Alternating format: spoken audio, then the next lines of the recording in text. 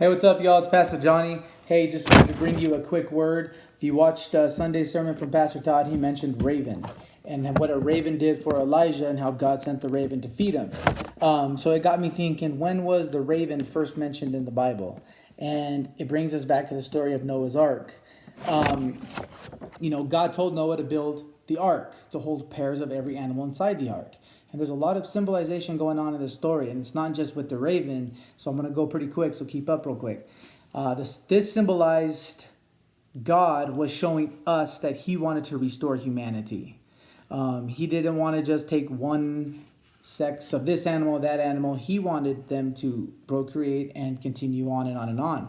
We were created from dust, and the rainfall, the flood, was washing away all the sin from the earth because it was making God sad. For 40 days and for 40 nights, it rained so much that it rained for 40 days and 40 nights. And after it stopped raining, Noah sent out a raven, but the raven didn't return. And so it got me thinking also, why do we think ravens or crows are nasty, unclean birds? Ravens and crows are used multiple times in the Bible. So why do we judge the raven? Why do we give a stereotype to something God created? It was good enough for God to send him to feed Elijah, his prophet. So once the raven didn't return, Noah sent out a dove, and it returned, but nothing to show Noah that there was dry land. So Noah waited 7 days, and he sent it out again. He sent the dove out again, and this time the dove returned with an olive leaf. So Noah waited another 7 days, and then he sent the dove out again, and it did not return. But Noah knew the reason it didn't return was because the water was lowering and there wasn't enough land for it to stop on. So as the water was lowering, this represents baptism and the rise of many new creations. It is what happens when you irrigate pasture land. New stuff starts coming up. New stuff starts growing. You get new grasses. We get the rainfall. We get new stuff. So just remember that. The earth soaked in the water. Now we're going to have many, many, many new creations. So after that, they descended from the ark. That's when God created the rainbow. Remember, 7 days he sent it out. 7 days he sent it again. Now the rainbow pops up with 7 colors.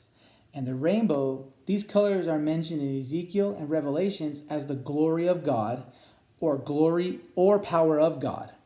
So 7 is mentioned to be, in the New Testament, that is the amount of parables that Jesus used during his ministry. And with the 40 days and 40 nights of rainfall, that's the same amount of 40 days and 40 nights of the days that Jesus spent in the wilderness being tempted by the devil. So there's a lot of symbolization going on. And I just want you guys to, when you're in your Bible, look at it and go deeper and go deeper and go deeper and realize that there are no coincidences by God. Everything is for a purpose. The raven brought blessings to prophets. It brought blessings to Noah. Even though it didn't return, it still gave Noah an answer. The raven, it is used by God. So we shouldn't be judging it or assuming that, it is something bad or giving it, a stereotype. Things we judge made from God are cleansed, and they're not filthy, nor are they uncommon. They're a creation of God, just like we are. So when the dove returned, God was telling Noah that at this point, Noah is ready to receive his blessing. So remember what Pastor Todd said. Be ready for your blessings and be ready to receive your blessing during this shutdown. We don't need to be so upset or so lazy that we're not going to see this blessing. But I just wanted to leave you this in closing. Because God creates, Satan imitates. See our blessings. I love you all. If you guys need something, remember, hit me up.